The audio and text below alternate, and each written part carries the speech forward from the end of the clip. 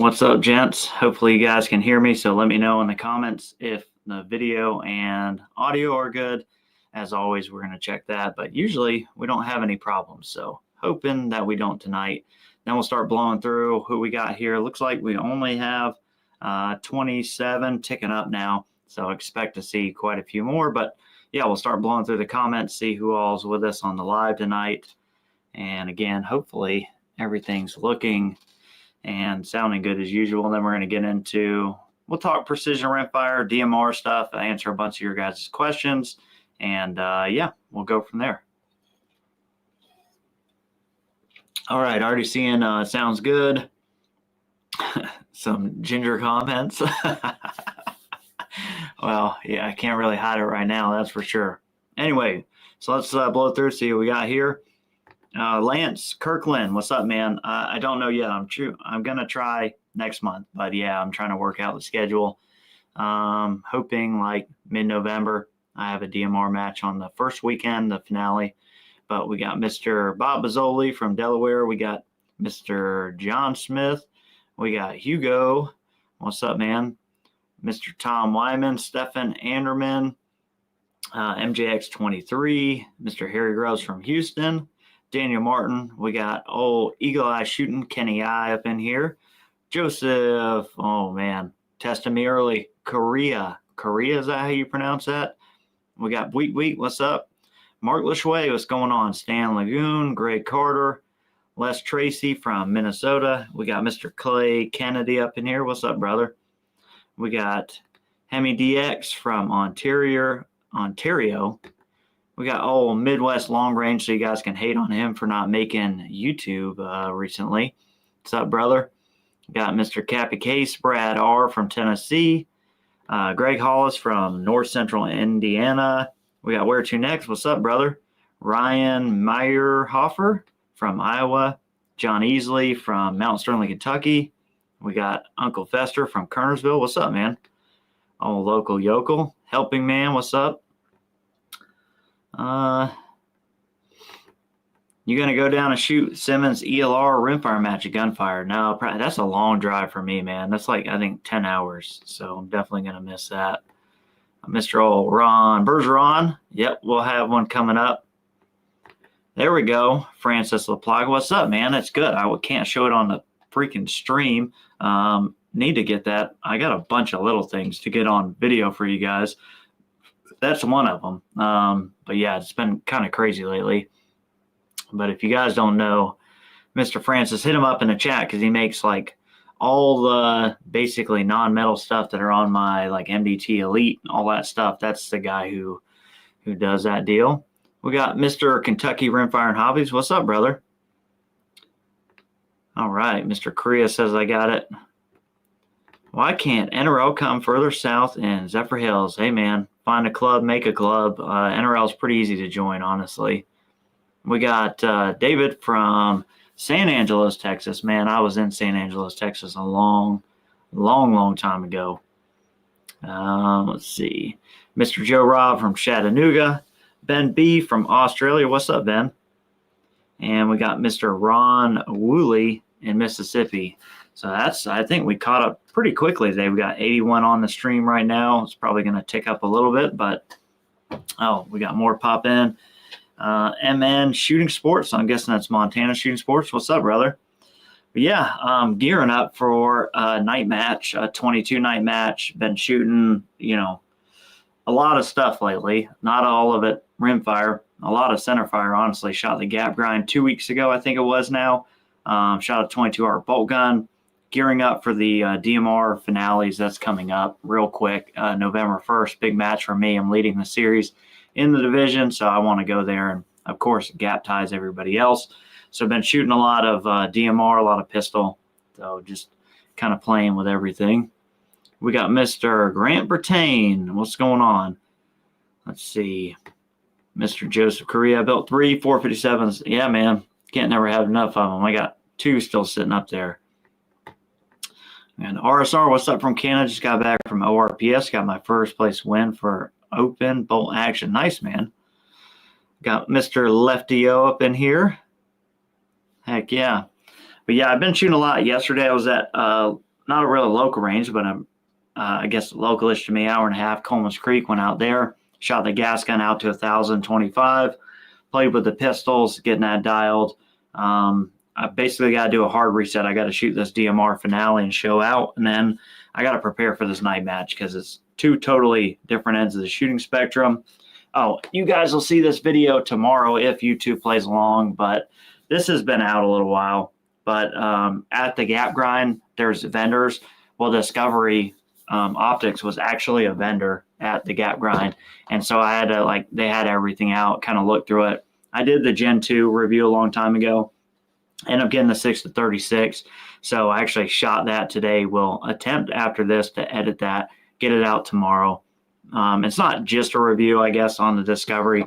Kind of go over some discussion about, budget glass, Chinese specifically optics versus the Japanese stuff. Who can get away with it? What are you really losing out on? And what you really need for probably 90% of people. So it should be pretty good one. Let's see.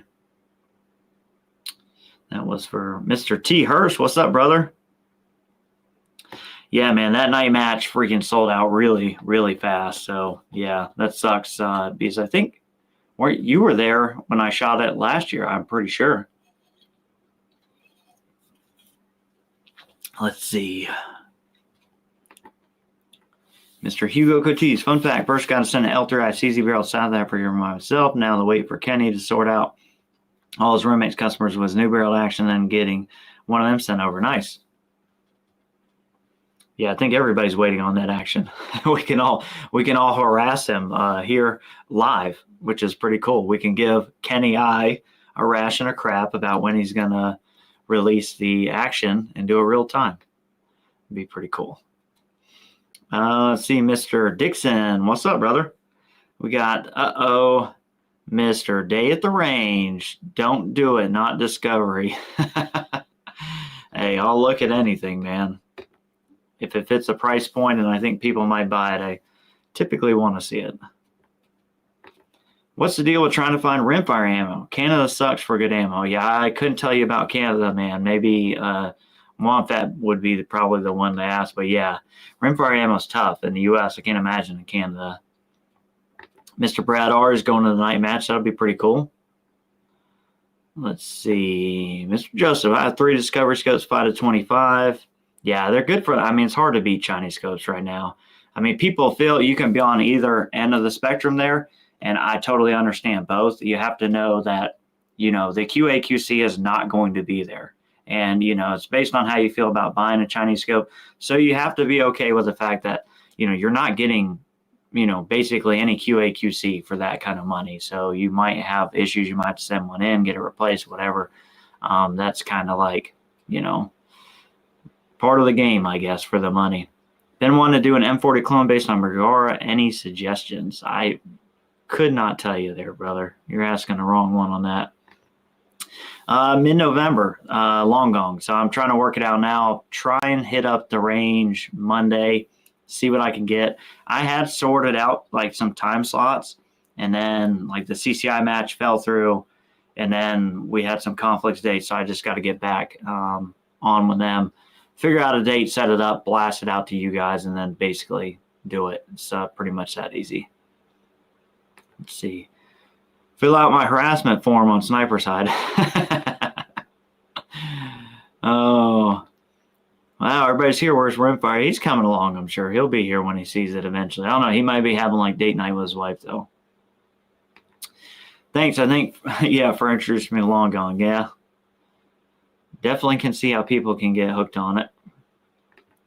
Curious from everyone here while we're currently using as an easy to find relatively cheap ammo for 450. Well, it's really going to be dependent. Every gun's going to like, kind of what it likes. SK, Standard Plus SK Rifle Match are a lot of people's go-to. You can't really find it much anymore, but we'll see. Mr. Tom Wyman, Monocam should have the first L3 Stinger custom gun finished within the next few days. Nice. Unless I go there and steal it out from underneath your grips, and then just do a video on it. Let's see. They only sent half a shipment is false. There's no ammo for anyone who didn't pre-order, and even then, the partial filling orders SK long range is about all we had. Oof, that sucks. That freaking sucks. Let's see. I'm tempted to get some Ely match, but it's really worth double the price. I know you shoot a lot of it. Yeah, team match, and that's pretty much what I shoot. Just for the visibility factor, I can see it in the air like really well. So there are times for sure in competitions that absolutely gives me an advantage. So that's why I stick with it. Mr. David U. Birdie, what's up, brother? Is there a way to reduce head spin without using bolt shims? They don't last long. No, not really. I mean, you'd have to cut the shoulder further up, to get the tendon close. So without machining, like you're really kind of not going to be able to. Now you could take that barrel, if you like the barrel, take it to a machine shop, have them, maybe cut it down 5/1000ths and then use your own shims. You could do that. It's kind of what like not L3i, what Lilja does. I guess L3i too. They run a shim system. So Josh, you're going to tell us what Wolf Match long ring is, dude. I have no idea. I have not been buying ammo. I can tell you that. Like, I've freaking tapped myself out just keeping up shooting center fire with the 22 arc, the DMR, because I'm loading 77 TMKs for the 223 gas gun. And then I have some ammo. I bought a little bit here and there, but yeah, it's nothing I've really messed with. Go ahead and have it. I don't know my next match. No, you're good, brother. I'm just messing with you. I haven't yet, Lance. I still need to do that. Probably, maybe going to do that this upcoming weekend, basically next weekend. I may go to my buddies. We'll shoot them at distance. I'll throw a camera up out there. We'll go like 300 yards on steel and see which one does the best. I kind of feel like I know what it's going to be, but I don't want to give it away. I'll kind of make a prediction in the video, and then we'll see. Let's see. Easy. Wolf Match long range is expensive. Mystery. Yeah, it's kind of the mystery's resolved there. Mr. Leather Action 22, what's up? I just got my IBI barrel on my burner. Looking forward to testing it out next week. Nice. Mr. Bob, I did pretty bad. I dropped a gun on like a local-ish match off a prop about this high, and it like landed muzzle first. And basically, like, I had to re-zero the gun there. So that's what I did. I re-zeroed. And then I basically left from there, went to the gap grind, trued the gun up at the gap grind, was hitting fine all the way up to 1,000, show up on Saturday, and I'm just chasing stuff all over the place. Chasing wind holds, holding crazy amounts of wind when I shouldn't need to be. At 900 yards, I was like half a mil low. It was just...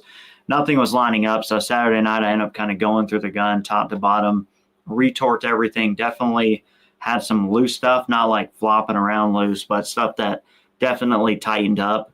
And then Sunday was a completely different day. Sunday, I was hitting almost like everything. Dope was lining up. Nothing was weird. The wind calls were pretty consistent for me, like they should be normally. So it was a rough weekend.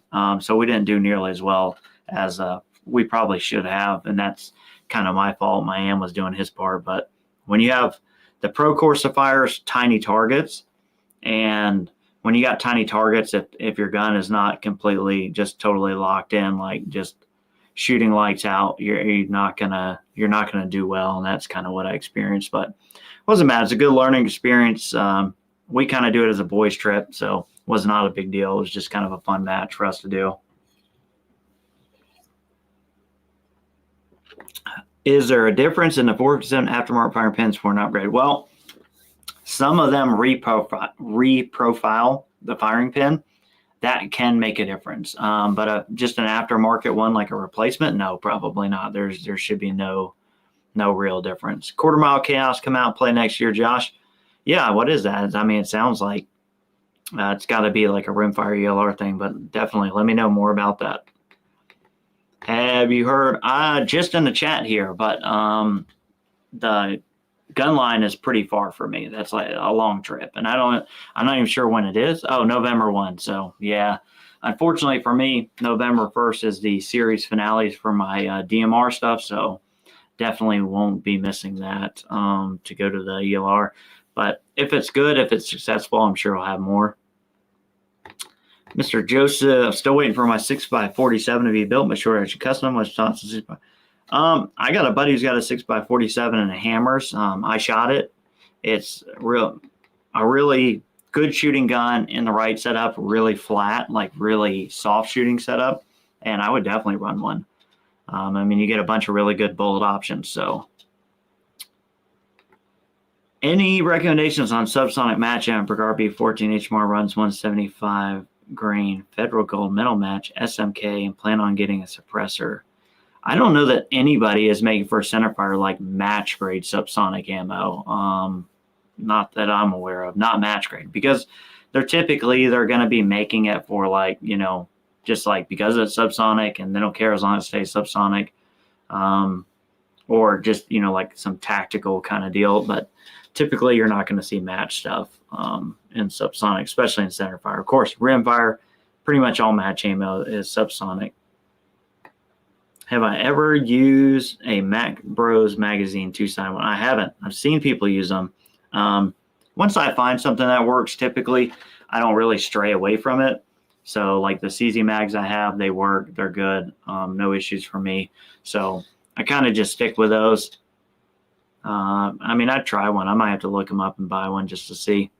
Appreciate you, man. But yeah, going in so I think where I'm at now is video wise, I'm making a video with like basically all of the competitive rigs that I have, which are basically lining this, and one you can't see, it's just off camera over here. So that's Kenny's Rim-X, Monocam Rim-X, the Brux Barreled Voodoo, and the Curtis. So I need to shoot all those kind of here, playing with them, seeing which ones I run the best, and then taking those to lens for the video where I'm going to kind of put them on steel at 300 yards and record that process and make a decision there about what I'm going to shoot at the night match. So that would be pretty interesting. I was going to try and get some footage of the night match, but it's going to be pretty difficult because, you know, the daytime is easy to get some footage. Nighttime's pretty hard, and it's just me, so I can't really run the camera and do both, so I can't really change it for lighting, but we'll see how it goes.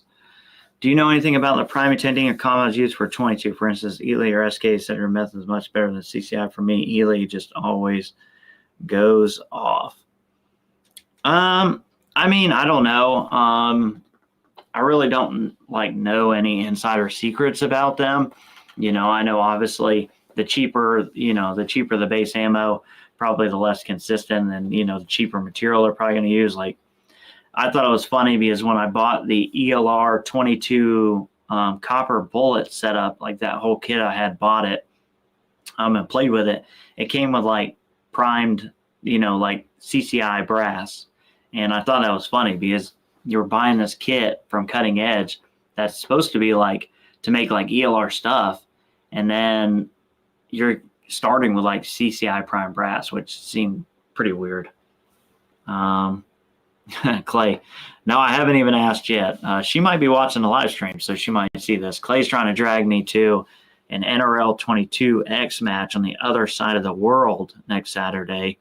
So I have to see how that goes. Let's see. I got the CZ457 MDT ACC, ordered the Yodave and striker springs. Haven't installed the striker spring yet, so it's a brand new gun. But do many people use them? I don't know about the striker spring. Also, Kenny's in there. He just came out with a new like trigger kit that looks like it breaks like stupid light. It's like you can get the trigger shoe and the whole kit, and it's kind of cheap. So yeah, but I know a lot of people, especially back in the day, including myself, use the Yodave spring, and I guess that's what you're talking about. Maybe I didn't ever use the trigger, but I did do the Yodave spring kit. I mean, that's pretty much what all of us were doing at first. And then, you know, I kind of stumbled on the Timney trigger, and then, you know, and then now a bunch of people are making stuff. So I haven't kind of went back to that in quite a while. Ely priming compound is spun in the rim versus just pushed down the case. Therefore, it gets better distribution in the rim. I would assume that most high-end 22 ammo manufacturers spin it in. But yeah. Thoughts on a Vortex Strike Eagle Gen 2 for starting out on CZ build Manners Custom Stock is ordered already. ET Wasteland color. I guess the question is do you already own the Vortex Strike Eagle Gen 2, or is that something you're looking at buying? So answer that and then be able to better steer you just based on what I think. Is that NRL match Mothman? I have no idea. Let's see. Oh, skip somebody. Kenny, $79 for the 457 PMT trigger kit. Comes with 2 springs to choose, 4 to 8, 8 to 8 flat shoe, 416R stainless. Yeah, it's hard to beat that. Trigger and the springs, $80. I've been being a bum. I've been so freaking distracted with everything else. I was actually going to go order one of those from you, Kenny, like a week ago. And then I haven't been able, work's been crazy. Everything's been crazy. I got my youngest or my oldest now is driving age. And for any of those of you who have kids in here who are at driving age or who have grown up past driving age, and yeah, that has been kind of wrecking me mentally. Yeah, the spring kit, but they also sell plus 10% striker spring, so it's not the same shipping case of one later. I mean, yeah, I don't think you need it. I've never needed more strike spring on my CZs, but wouldn't hurt to have it just in case. He said he's going to put in his order for the trigger. Nice. Ryan owns one. What's the best scope for under 1,000? I mean, that's the problem with that question is it's going to be, I can tell you this, the best scope for under 1,000 is the scope closest to that $1,000 price point that meets all your requirements. So, do you want first focal plane, second focal plane? What kind of reticle do you want? Do you need illumination? Do you need more travel? So are you looking at 34 mil tubes? There's a whole bunch of things that are going to be personal to what you want. And then you're going to have a whole ton of options. Then just pick the company that you like the most and buy the best class that you can afford in that. And you pretty much can't go wrong. Let's see. Yeah, it is in Summit Point, West Virginia. That is correct. Let's see. I'm literally deburring them right now. I made a bunch last night. It's funny. Yeah, exactly. Teen drivers. Not only is it scary for everybody else on the road, it's scary financially for you when you're the financially responsible party for that endeavor, including the car and insurance and all that stuff. So yeah. Wait till they shut tracking. Well, if they shut the tracking off on the phone, that means they're already paying for their own phone bill, which means they're already out on their own. So might not be that bad. Bushnell Match Pro ED 530 is awesome for NRL 22. Yeah, there's there's it's an impossible question to answer for somebody to say this is the best scope under $1,000 because there's hundreds of them.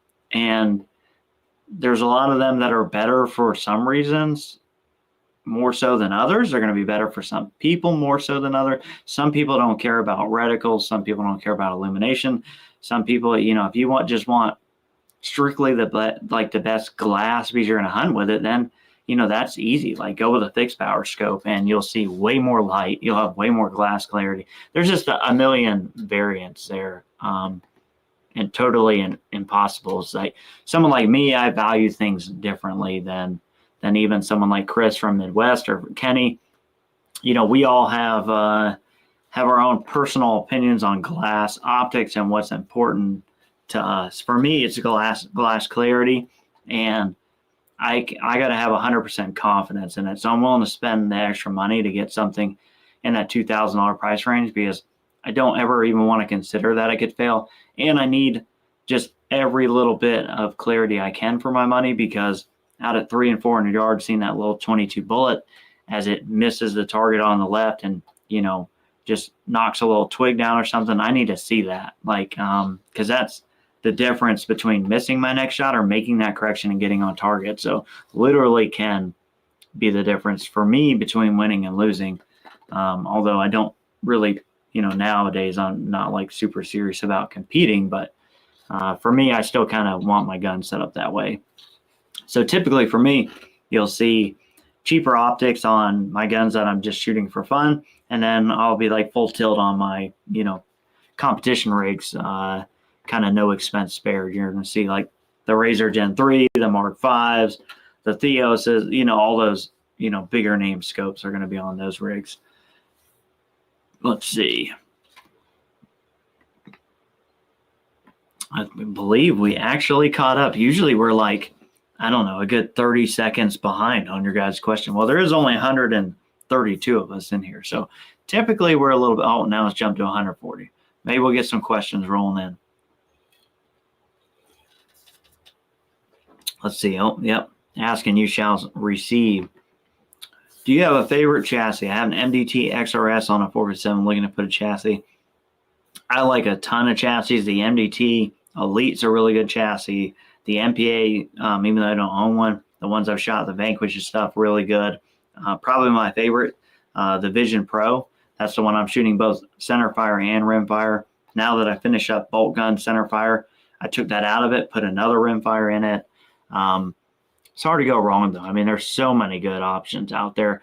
Honestly, you could realistically, if you're going to shop in the upper end of like the chassis, premium chassis, look at them, see what you think looks the best, because they're all super adaptable. The one thing that's become more and more important for me, though, is having a folder, because I can carry a long rifle in a shorter case. When I clean it, I just fold the cheek rest out of the way, clean it, and it just makes my life easier. So I kind of look for that. Let's see. So I've zeroed at 50. At 100, I only need 1.3 mils while using subsound, which doesn't make sense. Any idea what I'm missing?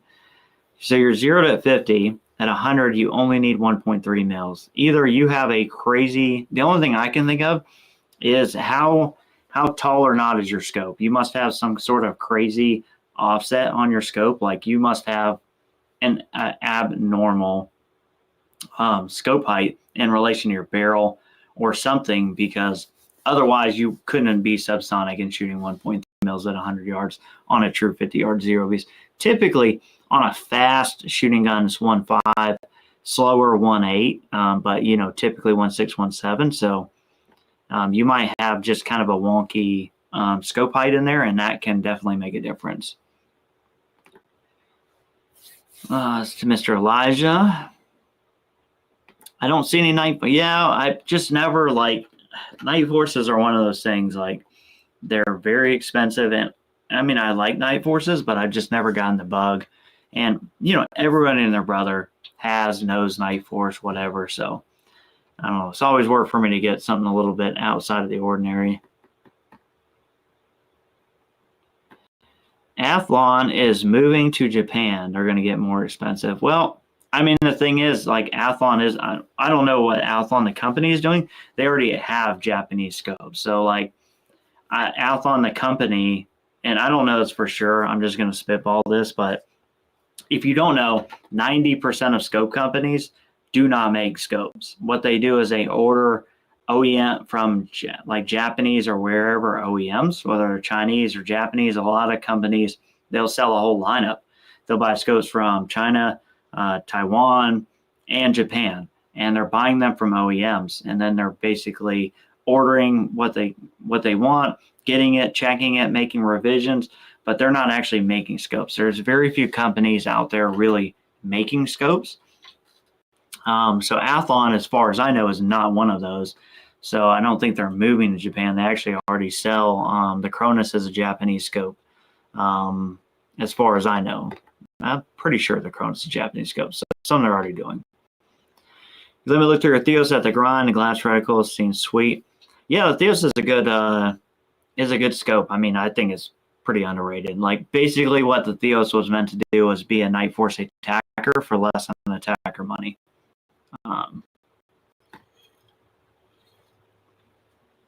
Thoughts on the SG Pulse Pro? Yeah, I've seen them floating around. I have one on the way. Haven't got to play with it. Early reports from people I trust say the unit is cool. The unit to the ocular piece to the little arming switch is all tied together. And there's a lot of there's a lot of leeway, which they need, but that means you got a lot of stuff to manage. And it's saying the pressure pad isn't really that great. So, that's one person's opinion. It's not mine. I don't have it personally. So I'm kind of worried that's going to be my experience, but time will tell. I do know it's very feature-packed, and I'm definitely going to give it a fair run. There you go. Every scope I have is for fun, saving money for good ammo. Yep. I have not even thought about starting a bench rest gun yet. Once I get out of, I don't even know when. I mean, I'd like to put a target on it. It's just, man, it's a lot of money, and I feel like I'm bleeding money left and right these days. Yeah, thanks, Mr. Hair Grubs. Cronus is in Japan. Do you switch scopes to different rifles? I try and keep them the same, but ultimately I do end up moving scopes around. On my competition rigs, I try not to, unless I have like a new rig that I'm like, man, this is shit hot, and I gotta use this, and I just love this. Then I'm gonna take whatever my best optic I feel at the point is and put it on that gun. But typically I try not to. The 4 fun scopes that get moved around a lot. Any chance you review Bergara prefits from A&J? I don't know. I mean, they're the L3i prefits. I mean, I could, but I don't know. We'll see. Those guys kind of already saw that on Facebook. I think they posted about it, and people were saying, like, just to get one in for review. We'll see. The ball's kind of in their court. Do semi lose velocity? Rising slightly slower would be the better, and a semi slightly faster. Well, you'll see some high velocity targeted ammo for semis to help them cycle. What I found in good semis, you can shoot subsonic ammo. Like you probably do lose a little bit of velocity because part of that powder charge is cycling the bolt. But I don't think it's that crazy. No, I don't worry about the folders getting loose because it's just going to be a good folder or not. If it's not a good folder, then it's not even an option at that point, because if there's a chance it can get loose. Division 1 I run, it's not coming loose. Like I said, the guns have taken hits. The one took a 5-foot drop straight into concrete. Everything's solid. So, I mean, I'm sure there are bad folders out there that do get loose, and that probably would be a no-go. Let's see, Mr. Martler said, I know you're not in the bench rest area rimfire guy, but you're in the know. Many of your followers definitely are. Any takes on the nice one? I mean, the serious bench rest shooters that I know, the guys who are not afraid to spend some money, they're shooting the Night Force, their bench models, like their competition scopes. That's what they're shooting. So, yeah.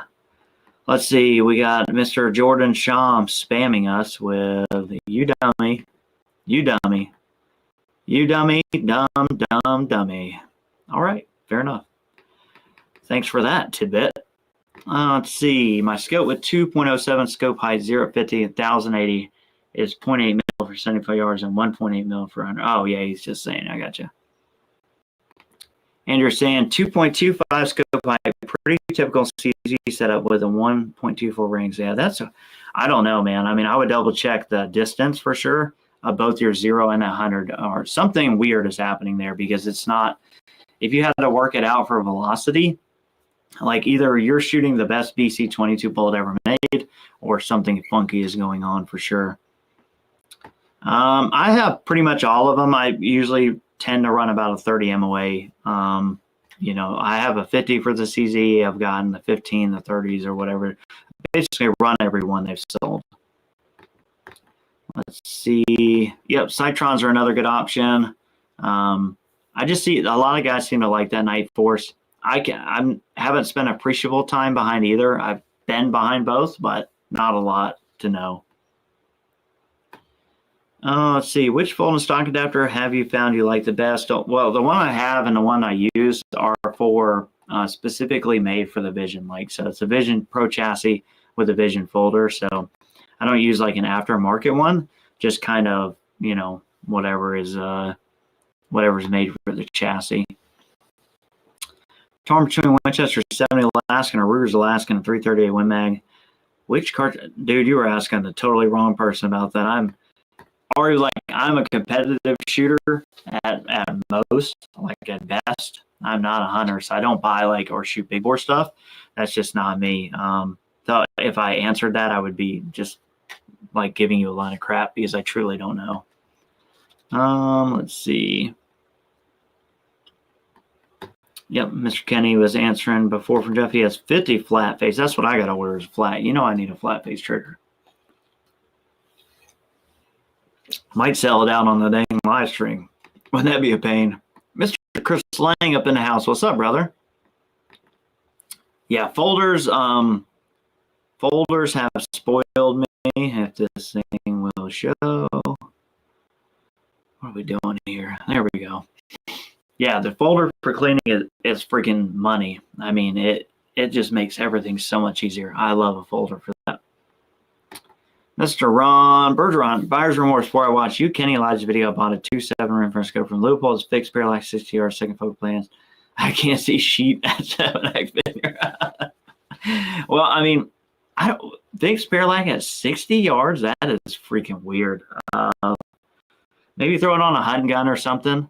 And just pick you up another one. I don't know anybody running Krieger prefits for the 457. I don't know many people running Kriegers in general. Not saying they're bad barrels, I think they've fallen a little out of favor. And I'm not sure they're producing as many rimfire barrels as they were. If you run trails and shooting ground squirrels and prairie dogs at 5,200, what rimfire would you bring from your inventory? Riding trails and shooting. So I probably run lighter weight than. I don't know. You need something accurate. If I don't got it, it's like, if I don't got to carry it around, I'm gonna bring one of the competition guns, either the Remex or the Voodoo, just because I know, from 50 to 200, like it's not a problem. If I make the right one call, like the bullet's going where it needs to go. But I wouldn't want to carry one of those. But you did say riding, so maybe that's my loophole. Appreciate you, Mr. Ron. Mr. Clark, or just bought a new 457 Pro Arm at 22. Have fired it. Bolt is very tight in lockdown. Is that normal? No, it shouldn't be really tight, but it could just be the newness. So work the crap out of it for a little bit, see what happens. I know there's some new stuff going on. I haven't seen any of the new CZs. I don't know if they've changed stuff up or what, but it shouldn't be like tight. Colt Manufacturing took over 457 production single common plastic wrinkle and men bolt handles, and they're easy to break. Yeah, that's not good. If the Colt took over, pre-Colt 457s might be going at a premium. Let's see. Yeah, and the whole plastic recoil, like I don't know what's up with that. Like it's not that, like it's really not. Like what are you even saving, dude? Like really?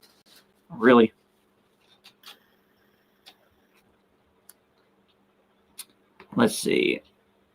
James, and you should do a shared live stream with Kenny one day because people have a lot of questions for him. Then again, maybe they don't trust you because when they listen to you, they spend money.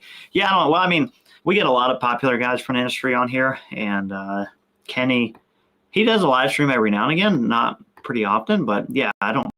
People come on here and they see people that's industry guys and they ask questions. It doesn't bother me. We could do a shared live stream. Usually, I don't typically like to do it a whole lot because then you're sharing then it's like there's a delay between me and you, and then there's a delay between me, him, and what we're reading here, and it just doesn't seem. I'd rather have them like in this room doing a live stream. Now that I would do for sure. Let's see.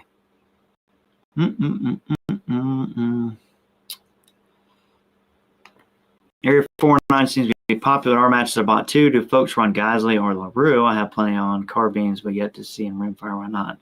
Oh, they just, so Area 409, typically what they do is they take a barrel blank from somebody else, like a Lilja, and then they'll cut a chamber in it, and then they'll coat it and do whatever fluting, and then they'll sell it. But because the 22 side picked up so much, gunsmiths, and Kenny will know this, like it's hard to get barrel blanks. Like, it's very competitive for gunsmiths to get barrel blanks, and Area 419 probably just doesn't want to be in that fight. Let's see. I can only vouch for what I'm seeing coming in, but the bolt raceways are all over the place, and quality is greatly diminished, so that sucks. That sucks. Yeah, it shouldn't be hard to close the bolt, for sure. Should not be. I've been having a high RMA rate for CZ4 middle, which can pretty in the lead times. Yeah. That's rough. Is there any such thing as a drop for a CZ? Well, yeah, I mean, you have companies like the Pete Spillers, like Criterion Barrels, stuff like that. Those are drop-ins. They're going to run about $300. I can't remember what the Ultra ones cost, but yeah, they're all over the place. Like as far as pricing.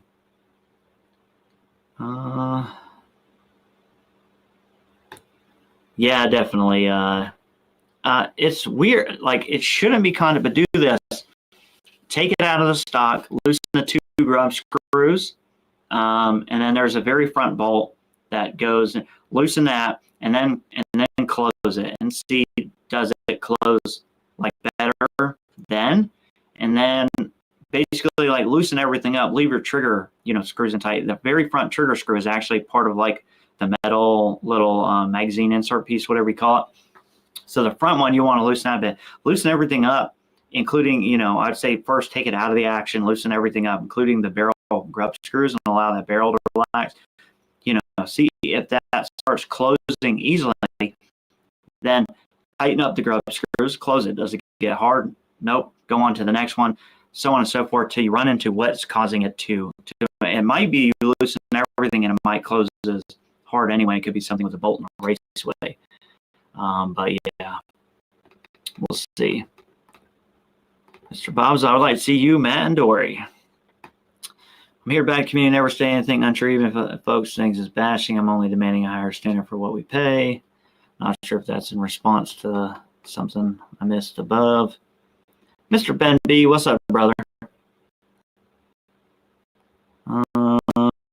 When adjusting head space for the 4%, which is the best shim, by barrel or by bolt? Myself, usually barrel shim set at 43. Just shim and the bolt just for ammo. Yeah, I mean, I don't see any. If you can, like, if you're getting like a pre-fit that requires you to shim the barrel, like I always do the headspace with the barrel shim. If you have like a, a non-shimmable barrel, then obviously you're limited by the bolt. I prefer to do the barrel side of it, because when you put in bolt shims, you're, like the firing pin and all that stuff's not really getting longer. You're adding a little bit of microscopically, albeit a little bit of length to that. So you're changing the bolt dimensions. So if I can bring the barrel closer to the bolt face, then I'll do that over messing with the bolt pretty much any of the day. Have you had any experience with Pete? I have had their like factory replacement extractors, but I never really have, factory extractor problems anyway. Do you have like factory extractors that you're having problems with, and you're looking at buying Pete Spillers? Also check out, if that's the case, you might want to look at Kenny's. He has those Talons, and for my barrels that engrave a lot, I run the Talons, and because they'll extract lives, even on setups that normally you wouldn't get extraction live rounds out of my barrels because they engrave so much of the Ely. So he's got some really kind of like crazy extractors for him. Sorry, man, about optics mounts. I run a bunch of their optics mounts. I run the 419 single pieces now. That's basically what I'm going to. I still have a spur. I still got a couple MPAs, but I have like 4 or 5 Area 419 mounts now, and they're on my DMR gun. They're on a couple of the Rimfires, but I'm slowly migrating over, and I'm seeing more of them because they're just really nice. Let's see. Tom Brewer does Precision Gunworks, makes it talent. There you go. See, same thing we're talking about there. Mr. Mark LeChuet, last question from me. I have several 22 barrels. Wondering if you should blue or Cerakote a barrel for longevity. I don't know. Me personally, in the gun cave here, I run a dehumidifier. You can't see it. It's off camera over there. And I pretty much don't have to worry about it. I mean, Cerakote's, been around forever. It's been on things. I don't think you got to really worry about it. I kind of like Cerakote more than I do factory bluing because it's easier to keep it clean and stuff. So Kenny may know he's a Cerakoter. I would suspect that Cerakote's probably going to be, if it's especially sitting up a lot and not getting the crap beat out of it, probably, more resistant longer. But, they blued guns for a long time too. So it's probably more of going to be a personal preference for you. What do you want to look at? Something that's Cerakote, something that's blued. Personally, me, I want a stainless barrel or I want it Cerakoted. So Kenny's rifle, the Rimex over here, you can't see it's off camera. It has a Cerakoted black barrel. It's probably my favorite look. Let's see. When I switched to my L3 barrel on 457, it began having extraction problems. Ordered Talon and problem solved. Yeah, there you go. Yeah, you're probably getting a tighter chamber in there, making it a little harder to extract. Let's see. I wonder if bluing with Cerakote would dampen harmonics in my barrel being spun up from my B4 I'm considering asking him to coat it. I don't know. I like, I know guys who have had regular barrels and coated them, didn't really see any difference after the fact, but definitely the looks are pretty much what I'm after with it. Is there another billet magazine for 457? Yeah, there's, let me grab it. There's a couple options. Let's see.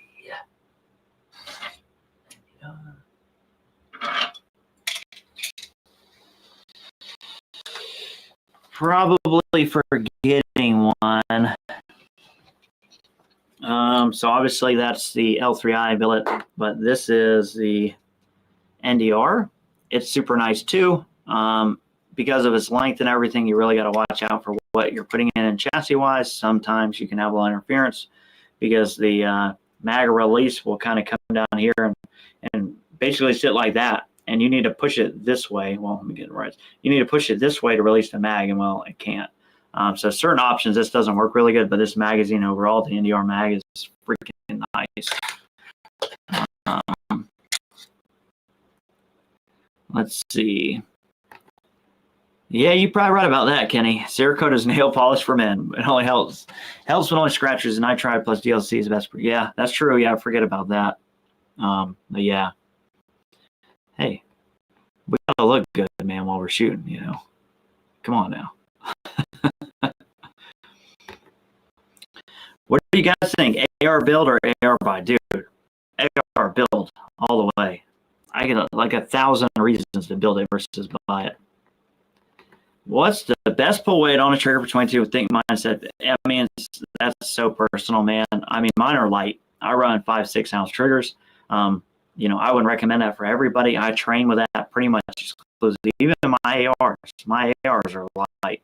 My DMR gun is like an 8 ounce trigger. But that's all I shoot all the time. So for me, 5-6 ounces, I can prep that trigger, get on it, break it when I want to without setting it off. But some people like a pound, some people like 2 ounces. It really depends. Thing is, Podium 7 also makes mag, well, and mags. Yeah, that would be cool. Mr. Monstai, you picked up 457 camo stainless steel. Not really going to do much, but doesn't want a light hunting gun. Did not even put a rail on it. I don't blame you, bro. Oh, there we go. There's a new Strader NDR CZ mag. Pretty cool. I'm planning to get the L3 MX for CZ, but I should also upgrade to the middle mag. Yeah, I would. I mean, it depends. If it's a bench gun, you don't need it. For me, shooting PRS, I broke every single plastic mag well I ever owned and went to the metal mag wells because, well, I had to because I'm loading into the gun unintentionally on the mag sometimes and putting that stress on it. It breaks those plastic ones on a bit. Yeah, that's right. Hey, if you ain't looking good, like that's half the guns are the way they are on here because they look good. I wish I could grab. I can't grab this rifle. Probably the best looking rifle. Like just as like a bench gun, the thing is legit. Like, and that's Kenny's gun. It's got Cerakote black barrel on a Rim X in a black foundation stock. I mean, it's like black on black on black, and it's just a freaking good looking rig. Sorry that you guys can't see it right now because I can't touch it on a live stream. If you're nice, maybe I'll take a look at it or bring the camera to the gun. That may not get us booted from the live stream. They're pretty sensitive around here if you guys have. You know what? Let me show you. Let me take the camera over there.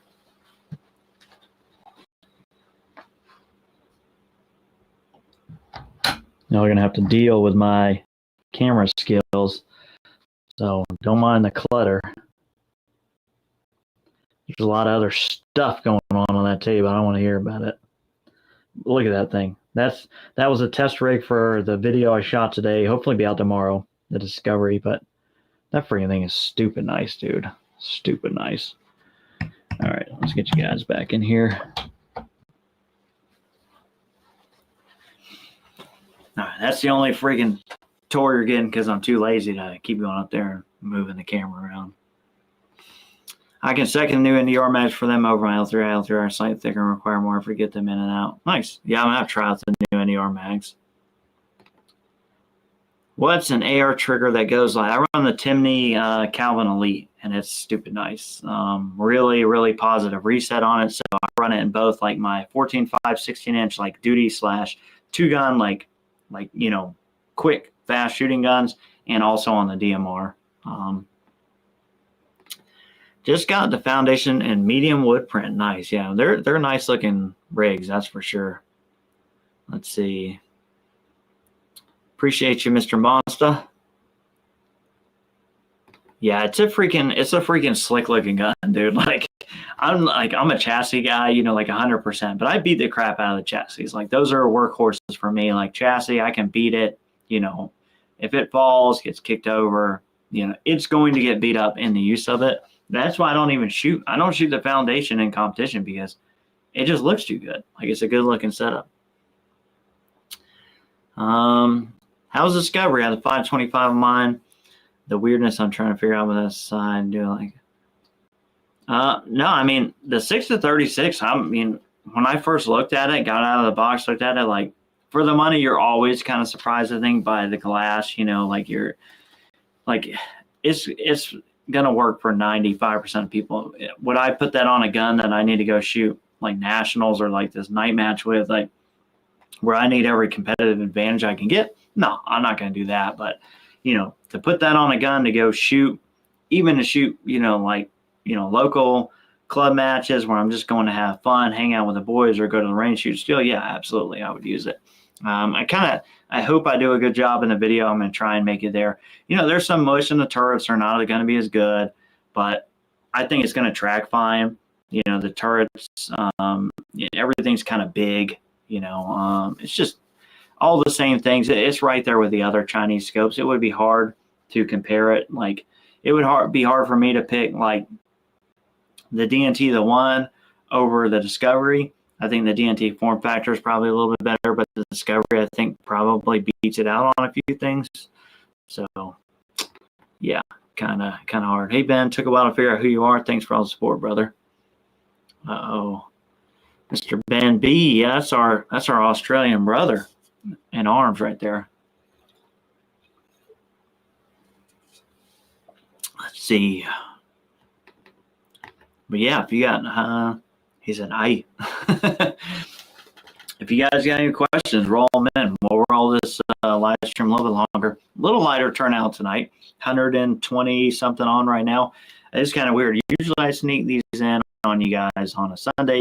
Tonight I'm trying to do it on a Saturday. Be a little sneaky. Keep you guys guessing.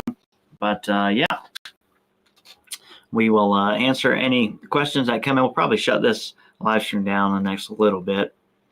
It's nice to go from a super satisfied customer to feeling you have a friendship with your rifle builder. Whoa, bro. How friendly you guys getting, man? Let's see. Order to delivery. Ventress 22 time frame. Kenny average. Oh, boy. Mark Lachway's trying to get up in the queue. Any interest in trying semi-auto? You know what? I do. You already know. I'm not even gonna bring it up on here. It's nothing to do with Kenny. I'm not talking junk about Kenny. I have been working with other semi-auto stuff, and man, I just can't get what everybody else has. And I'm not talking about kid, and I'm talking about AR based stuff. Like freaking semi-auto division, I think, and PRS, I think that's what I need to light my fire, because I want to get into an accurate AR-22 setup that I can emulate my DMR rifle, because man, I'm going hard on DMR. And if I had an AR-22 that I can run here, shoot, and go shoot PRS to where I have the same controls, I mean, like, if I find the right upper setup for an AR-22, I'm going to make an exact clone of this gun. I'm going to go buy another ADAC lower, because that's not a cheap DMR gun. I haven't shown you guys a lot. There's going to be some clips of that coming. But this gun, like literally yesterday, I shot 4 for 4 to 1,025 on an IPSC. Like, my DMR gun is a freaking beast. Well, oh crap. my DMR gun is a beast that's over here. Like, the thing is good, and I want to emulate this and build basically the identical setup to this, just with an AR-22. And Kenny, if you figured out how to do that, bro, we got to get something going on, because I would love nothing better than a freaking blast some dudes. I'm about to go over. I'm getting spiced up here, because I will freaking shoot a whole season of PRS with an AR-22. Like, I'm dying to. We'll see. I'm genuinely excited about it, because this year I'm going to shoot a new DMR series, and it's very competitive. And the one I'm in now is competitive. I'm not knocking that series, but kind of going up a level in competitiveness, and I'm loving running the AR-22. Oh, let's see. Do I still? Yeah, Track Torque. Or else, no, I mean, I'm always going to recommend the Track. The Tracked optics for the money are freaking a good deal. Like, they are marking up less than probably most people. So again, so the Tracked, the Razor, Night Force, what's the Zero Tech, a lot of these high-end scopes are, we'll call them middle upper end, because, you know, you've got scopes above them. They're all getting their scopes from Light Optical Works in Japan. Tracked is doing a direct-to-you market, so they're cutting out the markup for their distributors, dealers, that kind of thing. They're the company, they're getting in, selling it to you. So I'm always going to recommend their scopes, because they do make great scopes. I mean, I really love those scopes, and I still run them. But, you know, I've got to expand things here. I've got to try new things, because you can't have a solid opinion on anything unless you've tried a lot of things. So I can't tell you, like, let's say if every gun here on the wall was a Kenny build, right? That doesn't work for me, or a Modicam build. That doesn't work, because then my opinion isn't really an opinion, right? If I have, like, they're all Kenny builds, and I say Kenny's the best gunsmith, or Kenny makes great guns, how do I know? Because I have nothing to compare it against. So that's kind of why you see me run around. I've got Kenny builds, I got Modicam builds, I got home builds, I've got things in Visions, I got things in ACCs.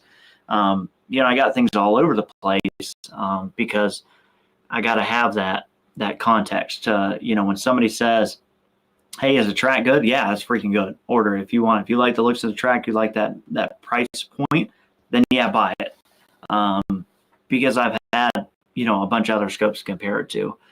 Same with these guys, you know, building guns. Somebody asked me, hey, should I buy a gun from Kenny? Yeah, buy a gun from Kenny. If Kenny is your builder, you like what he's doing, you like what's going on there, then you won't be disappointed. He builds good guns. Let's see. Tippmann? No, I mean, Tippmann doesn't make anything. That's the thing. Like, I've been testing, and you know, there's guys out there in the AR-22 market. The AR-22 market is very much so a market for, like, guys for, like, training. Like, you know, does the gun run? That was pretty much, you know, what people were trying to do. Run a gun, make it run on 22. But we wanted to do something different. We wanted precision AR-22. Carlos one, yeah, I was talking to Carlos. His Gray Birch one is a freaking hammer.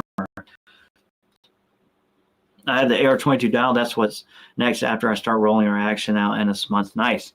Yeah, we need to, like, I'll buy whatever I need to buy, dude. I need to get an AR-22, like precision AR-22 game, like for semi-auto, so I can shoot both PRS and gas gun, you know, that kind of deal, and have the same controls and same kind of things. Man, I need that in my life bad right now. And honestly, I think the sport's ready for it. They need other options. Do you like any other metal gongs besides Shindar 7 TM? I want the. I mean, I'm sure there's companies out there that make great targets. Shooting Target 7, Midwest Precision, and DM. Like, I know they make good stuff, and so, you know, those are the guys I usually reach out to when I need stuff. You know, I'm sure they're not the only game in town, but, you know, they're really great options. So they all seem to kind of make something a little bit different too, which is cool. DBG is great, but it's expensive to get them down to, man, yeah, you guys are in a black hole, man.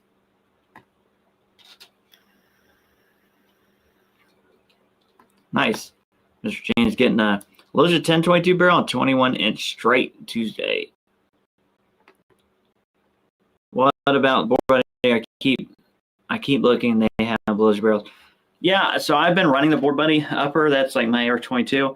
I use it for like DMR practice, and I have like their 16 twist match. I've only shot like one kind of ammo through it right now.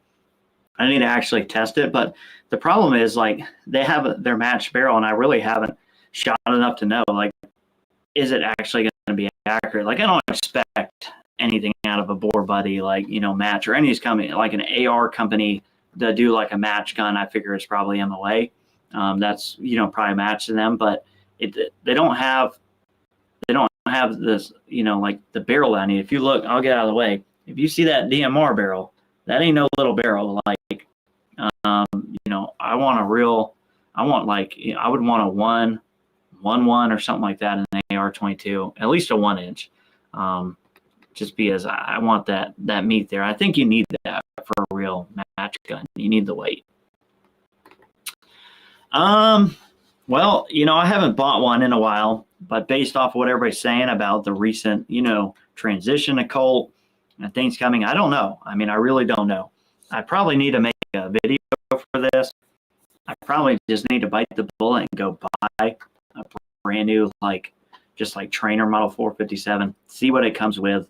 You know, unfortunately, it may not be the gun anymore. You know, there might be something else that kind of emerges. It may swing back to the Tika. You know, the Tika, they're still messing around with the T1X, but yeah, I mean, I would hate for that to be the case, but it may be. Ben B's got a DBG 10. Yeah, I know, like, he's already built some 1022s that really hammer. I just don't want a 1022 because I really want the AR controls. Like, I want a 1-for-1. Like, I want an AR-22. Let's see.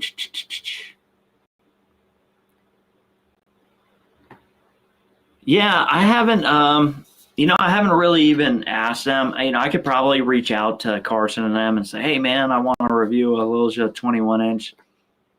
And, yeah, maybe I will. Look, Clay.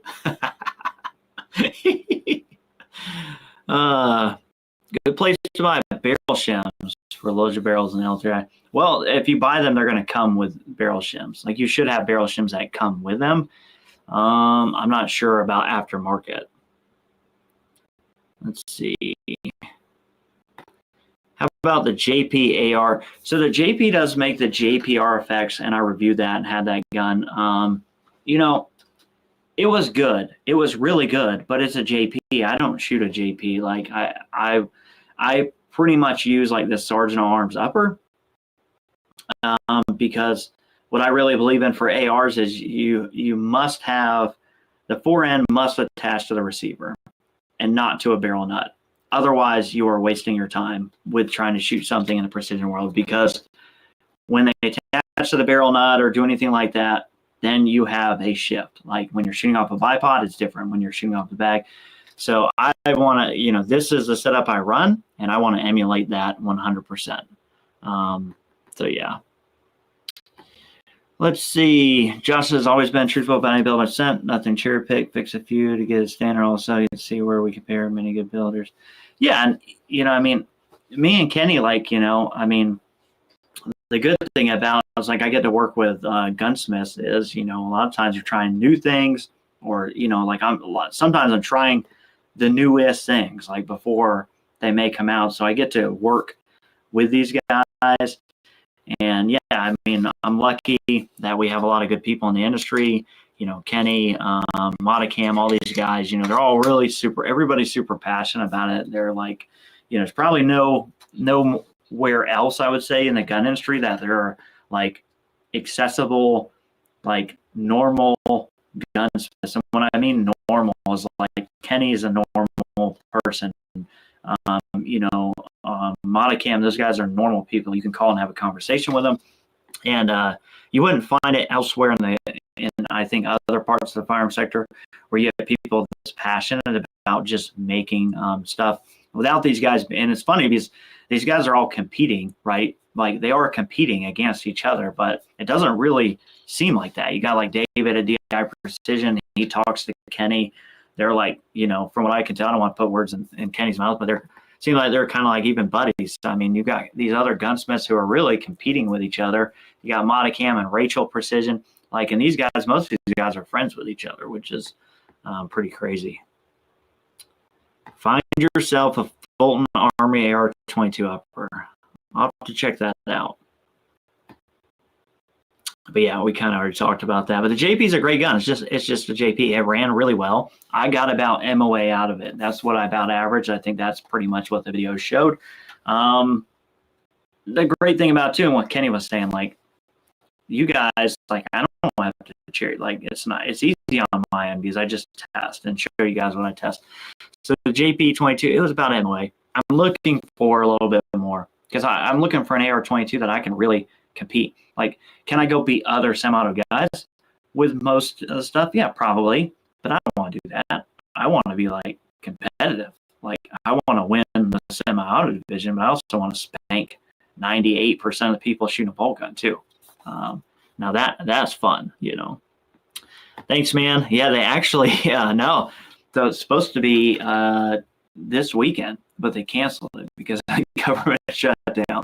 So the beard's rolling. We got one more month of this bad boy. Let's see.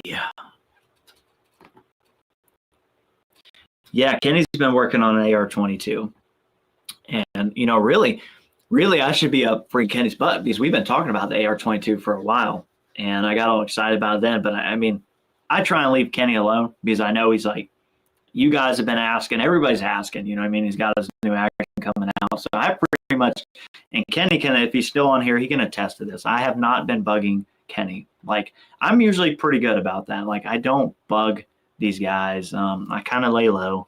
Like, would I prefer him to stop making his new action and let's build the baddest AR-22? Yeah, obviously.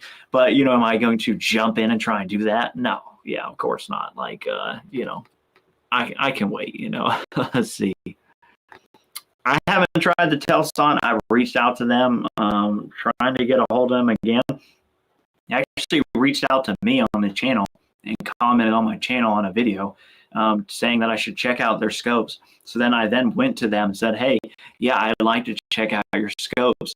And then they ghosted me, which makes no sense. Like, if you didn't want to reply to me or you don't want me to review your optics, then don't come on my YouTube channel and ask me to do it and then ghost me when I reach out. So you know what? We got 128 people. Most of you don't care about Telson. If you care about the Telson, you want to see if they're worth a dang, hit them guys up on the social media. Tell them that we need to see a review on the pursuit accuracy of their Telson scopes. And honestly, segue into the most fun thing. I was thinking about this the other day, and I kind of forgot about it until just now. But probably the funnest thing for me is seeing other people. And I see L3 has a comment down. We haven't read it yet, but they can attest to this.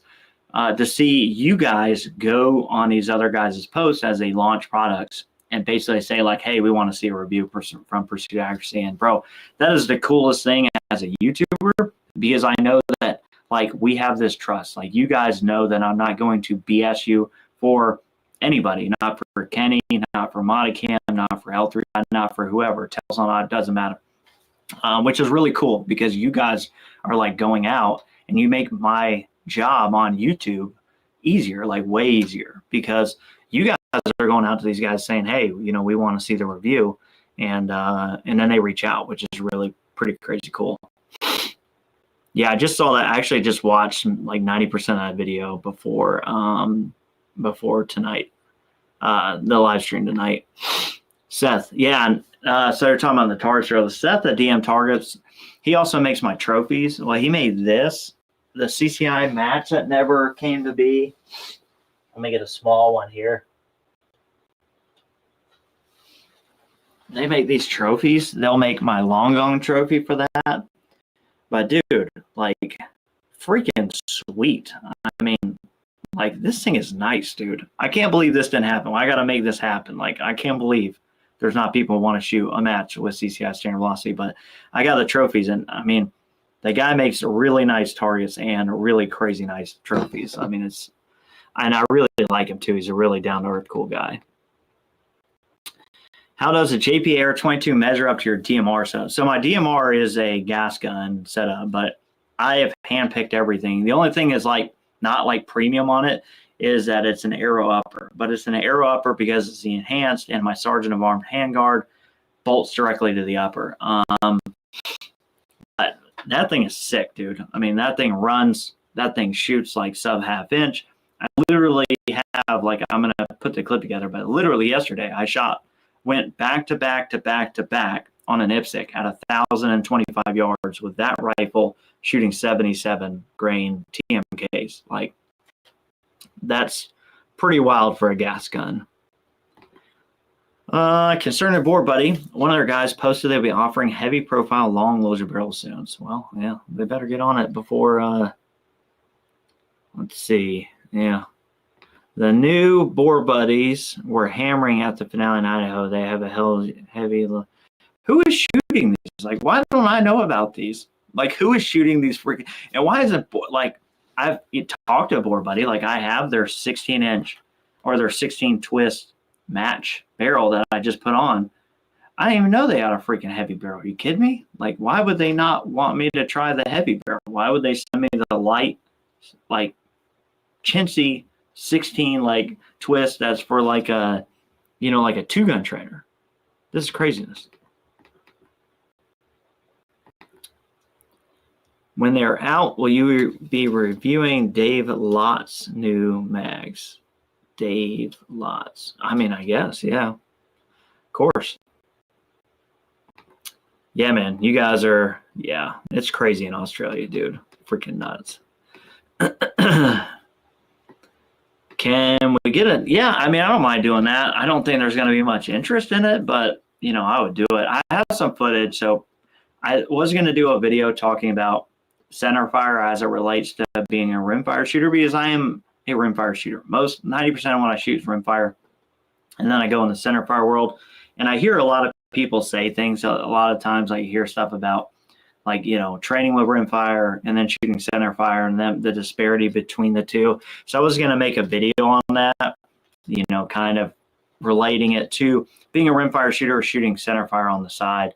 And, you know, is that, you know, does that diminish my centerfire stuff or whatever? But I have some footage of that whole rig. I'm not sure that there's been a solid update from Kenny on that. I don't think he's given anything out. Are we going to see any relief on match? Nah, dude, I don't think so, unfortunately. Mr. Out of Control, what's up, brother?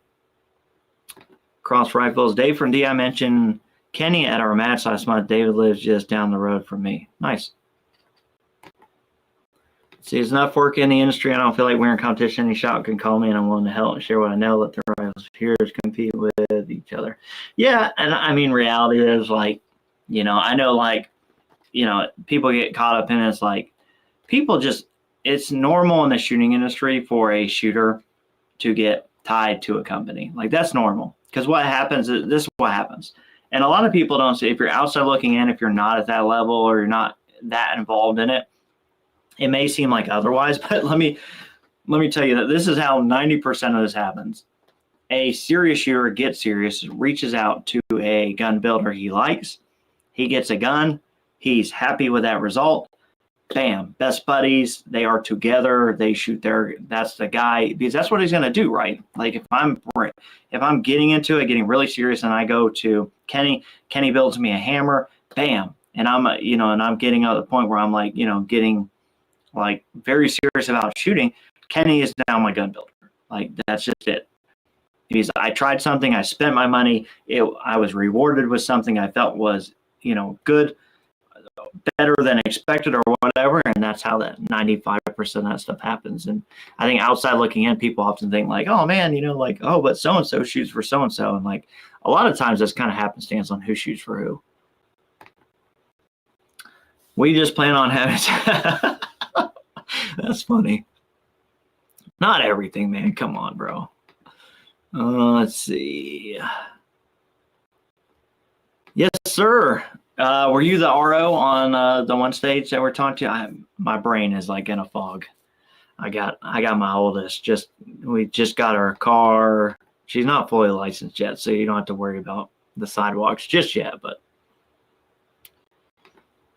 is that a Brett 1301 back there with a receiver? That's the A300 Patrol. Got a Surefire on it.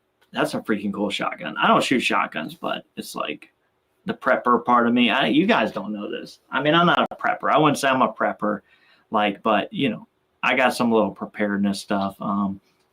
That's like my drone warfare for a gun. When like drones were like going crazy, I felt like, God, I got to get a shotgun. And what better excuse to go buy a freaking Ultima Patrol A300 and put a freaking caddy sleeve on it, cool light on it. Hey, we justify it, the way we can. I have an RPR list. Nice. Oh, side stage at Nationals. Why didn't they freaking say anything about that? Well, Clay probably shot it. When you guys said that it hammered, what are we shooting? Like, obviously probably not shooting paper grits, but shooting steel. I'm just curious, like how was it really?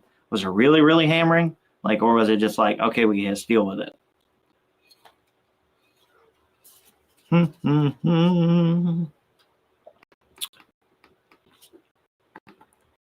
I bought Sergeant Arms rail from a 65 Bill and bought a Krieger. Yeah, that Sergeant Arms freaking handguard is it, bro. Like, somebody else needs to do that on the Arrow Enhanced upper, although Arrow may be going down, I don't know, but that combo with the Arrow Enhanced, that Sergeant Arms upper or handguard is freaking money. Let's see. Hi there. I'm in the market for an open gun. I was wondering if the new L3 Action on par with the Rim-X and Voodoo. Yeah, I mean, it's based off of a 40X. Like, so I don't know how much more of a like tried and true action you want to get, because like the Voodoo was built off of the 40X. The L3I was, and I don't want to put words in their mouth or whatever, but the L3I like rifle is designed, starting with the 40X and then, meant to make improvements on that. And then, so, I mean, as far as like literally like we're like, it's like the 40X was the gun, and that's what that's kind of based on. I don't want to stress Leon out. I'm waiting on nitride and springs, a couple weeks delayed, but we started shipping his first ones out last week. Nice. I feel outclassed. I have no rimfire as an adult. That's silly. As a family, we had 3 to 4 different 20. The uncles and foremost had 3 to 4, even more. So I tend to miss the fun. Yeah, man. Freaking 22. I mean, that's my bad. Like, I literally can train at my house. Like, I can train at my house all year round with the 22, which is super just nice. I mean, let's see. Oh, okay. Gotcha. Now I know. My brain has just clicked back into gear. Metro Ward Center wins a shootout. Hopefully this weekend. Clay Kennedy, who's lurking in here, is trying to rope me into going to an NRL 22X match in, like, by God, West Virginia. So if you guys don't see the freaking shootout video, first of all, it's Clay Kennedy's fault, and he's in here, so you should flame him now, because if I don't do it, that's why. So yeah. Any chance, Josh, you could do a honey smear target and do a bug shoot? Dude, I need to do that. Problem is, it's like wintertime now, so I don't know what kind of bugs I can get on there. You know, and I've tried, I'm going to be honest with you, I've tried to bait some flies before. I've tried like cat food, dog food, all sorts of crap. And when I'm trying to bait flies, they're nowhere to be seen. Like, I don't know what I'm doing wrong, but there's nothing more than I would like than to put a target up and do a whole video on shooting the crap out of bugs. Like, that would be a blast. Cody Tudor ran one of my squad and was smoking small targets with it. Who the frick is Cody Tudor? I got to get up with this guy. I got to freaking hit these board buddy guys up and see what the heck's going on with this crap, because apparently everybody knows about this but me.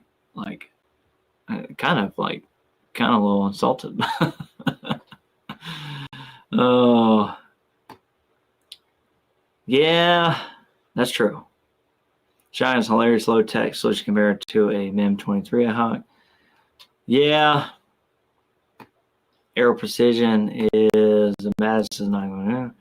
Okay, good. Yeah, I kind of heard some rumors that Arrow might be kind of going under, but I'm glad to hear that, honestly, because an enhanced upper, like with that handguard, I love.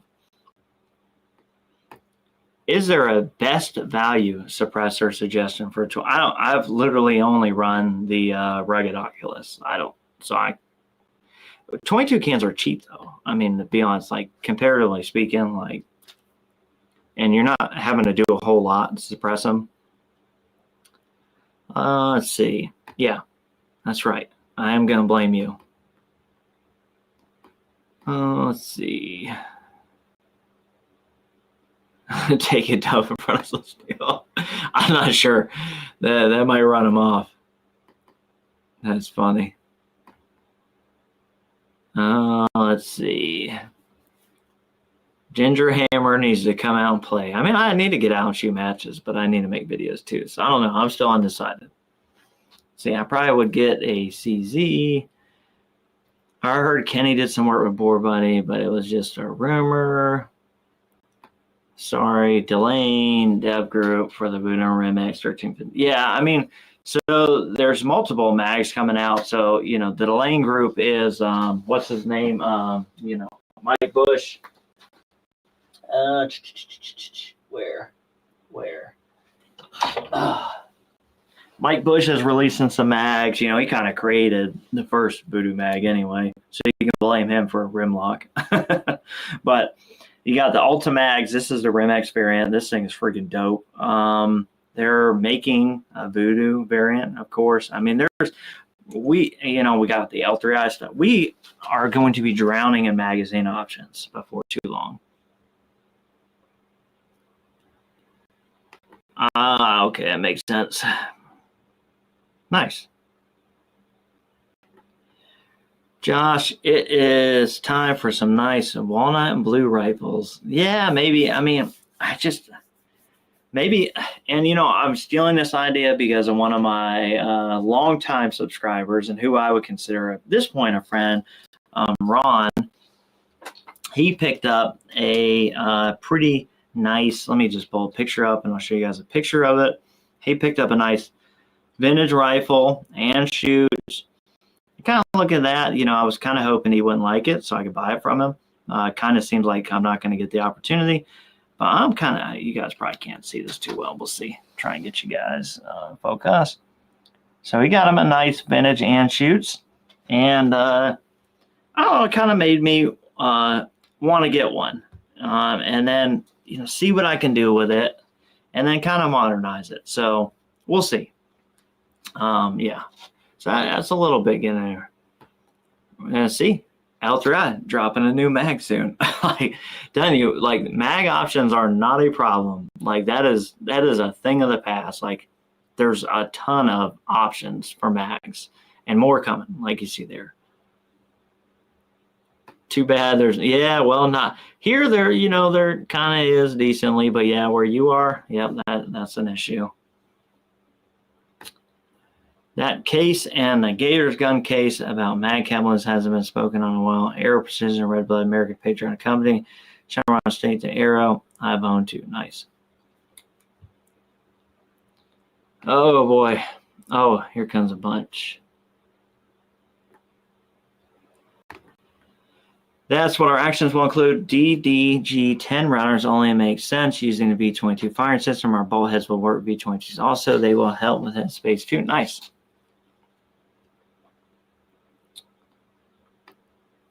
Let's see. Hey, Josh, say, hey, Kenny, Mr. Out of Control, one of your barreled action. Hey, Kenny, Mr. Out of Control, one of your barreled action before I get an L3I. Oh, right. He's trying to don't try and pit me against the two. They're both in here. They can fight. They can fight it out. You could just drop. You could just drop something down in the comments and say the quickest to answer this is whose barreled action I'm buying. I mean, you could do that if you wanted to. My friend from the gun store tried to sell me one yesterday. Didn't know too much about them. They worth the time. I don't know. Honestly, don't know. I just looked like something I wanted to mess with, to be honest with you. Kyle's seen a pile of guns here. Better luck with the Savage Mark II. They seem to shoot a wider variety of ammo better. Let's see. Mr. Jeff Kalina going to Mesa Capstone to see Ryan this Tuesday. Test Center X minus plus exact maneuver for T1X.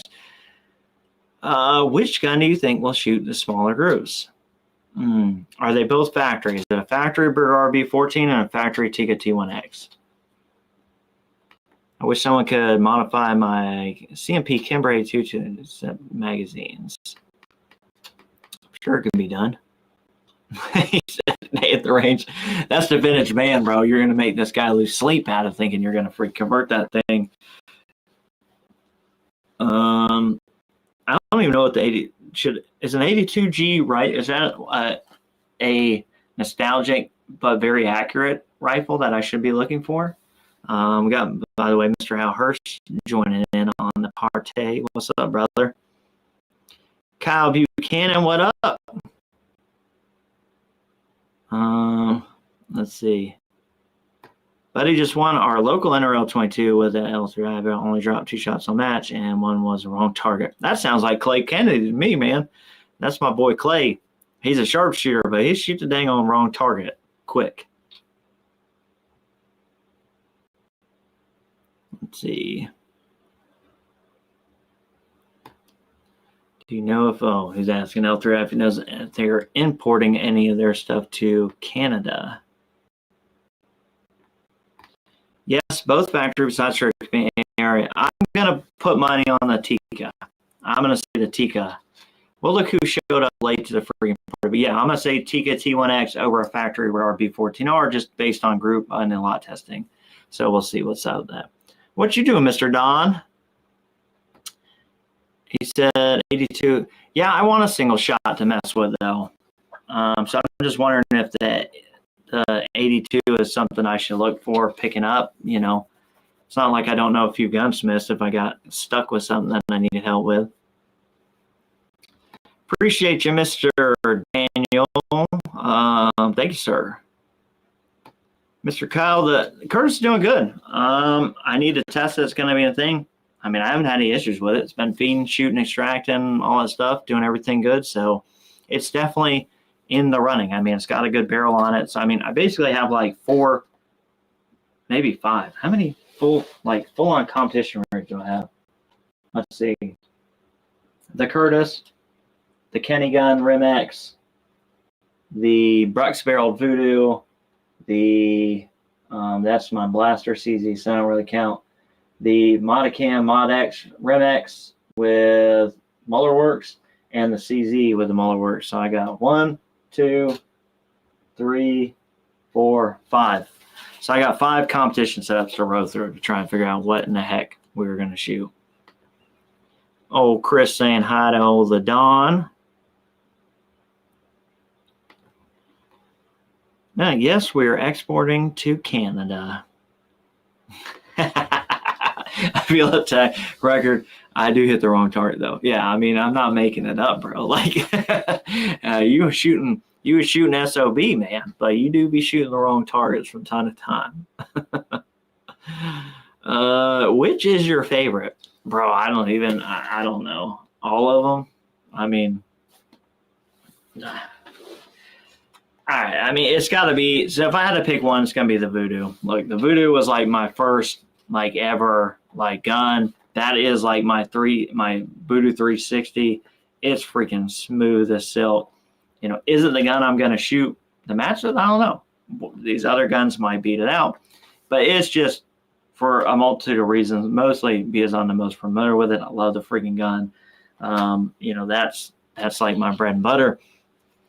Not saying the company, because obviously things have changed there, but I will go on a limb and say this right now, you know, kind of like, I mean, I still think the Voodoo 360, I think, is like the king of actions right now. Like Kenny's action, it's not out yet. Maybe it comes out, maybe it dethrones it.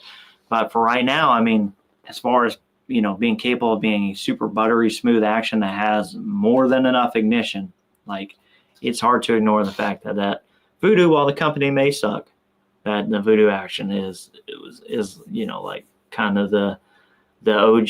It's the GOAT. Till it gets taken down, which I wouldn't be mad. Like I would love if somebody else comes with action. Hey, I'm gonna be the biggest fanboy of whatever beats the crap out of the Voodoo. But for now, it's just kind of is what it is. Let's see.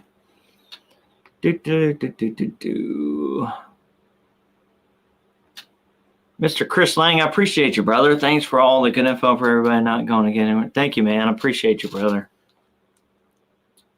Let's see. Mr. Paul Onman. Hey, Josh, just starting out precision rimfire. I love our content. It's easy for us and mainly stock. How often do you clean your rifles? If I had, well, the answer is now is not enough. And very randomly. It's just because I'm shooting, I'm doing matches, I'm trying to film. But when I had 1 to 2 rifles, or if I'm just competing with one rifle, and very seriously, I test and I watch the rifle and I watch it over the chronograph and I watch group results and I watch what's doing downrange. And I let the rifle tell me when it needs to be cleaned and how many rounds I need to put on it to get it back to a point of consistency. So best thing I can tell you is to shoot it and record everything you shoot. Look at everything you shoot and always, you know, keep tabs on it, especially if it's your main gun, and record everything and know when it needs to be cleaned 50, 100 rounds before that, clean it. And then how many rounds you need to put on it before it stabilizes and goes back to doing what it normally does. So the answer is going to drift because the barrel, a lot of different things, how much, you know, if there's machining imperfections in the chamber, you know, your carbon's going to clean that faster than something that's chambered a little better. And this could be the same barrels off the same production line. Things are just different. So it's you got to figure out kind of on your own for sure for your barrel. Having said that, I would not probably go myself past 300-400 rounds before I end up cleaning at least the chamber. Some guns, I only clean the chamber. I clean the chamber and I push, you know, patches through to get the chamber clean, and I never scrub the barrel. But it is barrel dependent because every barrel likes something else. Yeah, Mr. Don, you do got to get a 700 footprint, man. You got about 22 1022s. The first one's when you set your standards too, like my Kurt's absolute 11 compared to every action. Yeah, man. I mean, that's basically what happens, and you're right. Best 22 rimfire barrel for the buck. I mean, honestly, right now, for prefits, probably like the L3Is, man. The L3Is have been hammering, and they're not charging a butt ton of money. You know, premium barrel blanks, you really can't put a price on them because you got to add money for them to be custom smith. You know, if you get something custom smith, obviously, you know, there's a better chance of getting exactly what you want. But the prefits have been pretty freaking good. Let's see. Is Joe Ria going to show up too? I like it. Maybe he pops in here pretty consistently when he can. My nephew, oh crap, if I can get this. This thing is just not cooperating today. My nephew wore his voodoo action out, but voodoo replaced it for a charge. Wow. Pretty insane if you're wearing the action out. Waiting on my L3 barrel action to build for your adventure shooting. Already have voodoo. Nice. Isn't the scope limits like 1,000 production, or is it 2,500 like Pure Sun? Is there a power factor? For rimfire stuff, no power factor. It depends. There's no scope limit per se in these. It's a combined rifle MSRP plus scope MSRP combined cap. That's what you're going to be set to for like production or factory class stuff. Managed to find a unicorn, a brand new Gen 1 Voodoo, waiting for a truck axle to get spun up. Nice. Yeah, I'd still like to get my hands on a Gen 1 just for the cool factor of having it. I bet Joe's lingering in the back somewhere. He could be. So, yeah, if you're going to compete seriously, if you're really going to compete or get serious for your 22, you have to own a chrono. Because not only are you testing the ammo consistency, you want to test like the ignition of the rifle is going to affect that. So, like when things start getting dirty or whatever, or maybe you start having a trigger issue, you can quickly identify with a chrono. Like if your SD and ESs start going all over the place, something is wrong. So I like to, I don't shoot off a chrono a lot because I'm not putting a ton of rounds on one rifle. I'm shooting multiple rifles, all across weeks or months, and then I'm cleaning them all. But that is the tool that I pull out when I want to validate something. If like something's not working or is working, for sure, chrono. Let's see. All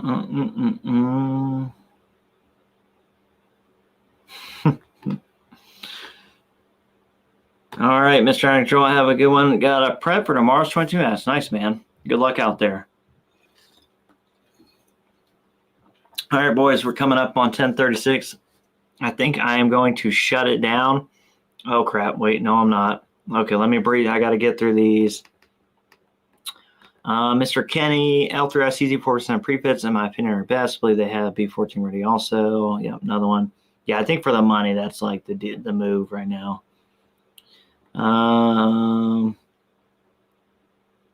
He's always yeah, appreciate everybody showing up. Mr. Conservative Sniper Hunter, what's up, brother? Always nice to see you. Uh-oh, I know a guy selling a Gen 1 Voodoo. Ooh. Hey, shoot me or have him shoot me an email, josh@pursuitaccuracy.com. Let's try and see if we can work something out. L3I, thanks, Josh Kenny, Aaron at ANJ, some B14 preprints, some lights we got in. We don't have plans on doing B14 ourselves. Yeah, I don't blame you. Yeah, I saw that post too. Looks a needed addition to the B14R market, in my opinion, because I think at this point you got KI, IBI. I'm not even going there. So you got KI, L3Is joining that. So what type of data book do you use? Is there an app for tracking that? Honestly, I use the notes on my phone. But when I did have a little book. It's not fancy. It's over here. Similar to this. This is not, and I just stole this from, I'll steal these from like when you go to stuff. This is, my kids have adorned it with their documentation. But I have stuff in here. You see these missing pages? That's where my data was at one point. And it's gone out, but I don't need it anymore. But I used to just carry a little book like this because I could just put this in my pack with me. And when I was like shooting a 457 and 457 only, or just that in a Voodoo, I kept notes. And I knew everything. That's honestly the best thing you can do. You want to be the most consistent guy out there. Shoot your gun all the time. Record it. Shoot it when it's cold out. Shoot it when the humidity sucks. Shoot it when it's raining. Shoot it when it's super hot. Shoot it when there's no humidity. Record all that. You keep notes of that stuff. Not only can you build yourself one freaking killer muzzle velocity temp table in your ballistic calculator, but you will know right when your gun needs to be cleaned, how many rounds it needs to go back into shooting, and what is normal, what's out of the ordinary, and that crap will make you like will be infinitely better than most other people. And my light died. Isn't that cool? You'll be infinitely better than most other guys because you'll be far better prepared and you will be in the know of your rifle. That's the most powerful thing when you're going high competition, high stakes matches. Having total faith in your equipment and knowing it in and out is hard to beat, which is why Clay Kennedy will beat me at the NRL 22X night match or the PRS night match, whatever that is, because he is that guy. He does that kind of thing, and I don't, because I'm a bum YouTuber now who doesn't do that anymore. Appreciate you, Mr. Steve. Industry snafus and new products have me procrastinating. I don't blame you. Good time to procrastinate right now. I'll say that. For easy phone editing, you just use Google Sheets or Excel, make custom sheets. Yeah, that's true. I was using notepads at one point. It all works. As long as you have the information, who cares how you're putting it in? Biggest thing is doing it and getting it. Appreciate you, Mr. Kyle. Thank you, sir. Kenny says they use Vibratite on all screws that you don't want to back out. Vibratite is a good idea. I'm a bum YouTuber who never uses Loctite or Vibratite because I'm stupid. I also go to the gap grind and shoot a gun with a loop scope or a loose scope for all of day one because I'm dumb. Thanks, brother. You mentioned drill, Army Guard Reserve, MOS, Happy America. Yeah, I was active duty for close to 8 years, got out, joined the Guard. I was always like a power generation equipment repair guy, so like a maintainer MOS. I was in used to stock towards the end of my active duty side, so I did the stupid like airborne paratrooper thing. I don't like heights, that's why I'm saying stupid, not saying that paratroopers are being airborne are, but I didn't like it because I don't like heights. So it was stupid for me to do it. Anyway, a couple years ago, I decided to transition. I was an E7, been an E7 for 3 years, transitioned over to a warrant officer. So now I'm a 919 Alpha. So I'm an engineer equipment maintenance warrant officer. And yeah, that's what I do now. So I'm in the Guard, been in the Guard for a while. Actually, April will be 20 years for me, total combined. But yeah, appreciate all you guys. Yeah, I'll have to work on that permission slip. Might need a permission slip from these guys because if I go to this match with you, Clay, next weekend, you're going to have to be my cameraman because somebody's got to do a video for these guys. And if it ain't the gun shootout, you got to run a camera. So, Clay, right now, internet handshake. Yeah, I need it in the comments. If we go to this match, if I go to West Virginia with you and hang out, we become boyfriends for the weekend shooting NRL 22 stuff. You got to film so these guys have a video on Sunday because that means I got to come back Saturday from West Virginia, stay up, edit, compile that, edit it, turn it around, release it Sunday so these guys got something to watch. Deal? No deal? I'll need that. I need Clay to commit to this if I'm going to shoot this match. Clay, yeah, exactly. Clay has to film. That's the deal, right? Like he's got to film. And it couldn't be easier. I literally bought a little DJI Pocket that does pretty good. Like, it's pretty good. Like, I'll film, my intro beforehand, but he's got to film and do a good job, too. Like, you guys expect a little bit of decent camera work on the channel at this point. So, Clay commits. We'll see. If not, I'm going to Lens, and I'm doing a shootout with the Rimfires. So, either way. Oh, there it is. Let's see. Done. All right. So I'll talk to the wife. Looks like I'm going to be shooting. I'm not doing the heads-up match between guns. I'm going to take a gun. Maybe I'm going to spin a random wheel. I'll put that on video. I'm going to figure out somehow, or maybe I'll film that this week. I'm going to figure out at the house this week which gun I'm taking. And I'm going to take that gun, and we're going to go shoot an NRL 22X match.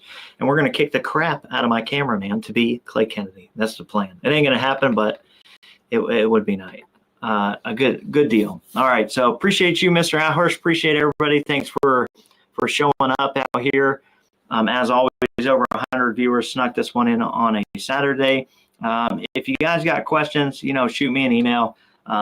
It's on the YouTubes. You guys email me. I try and answer all of them. The comments, I try and respond to all the non-negative or stupid comments. But yeah, thanks for showing up, guys. I appreciate it. And yeah, I hope you have a good Sunday. Get out there and get some shooting done. So we'll see you guys on the next one.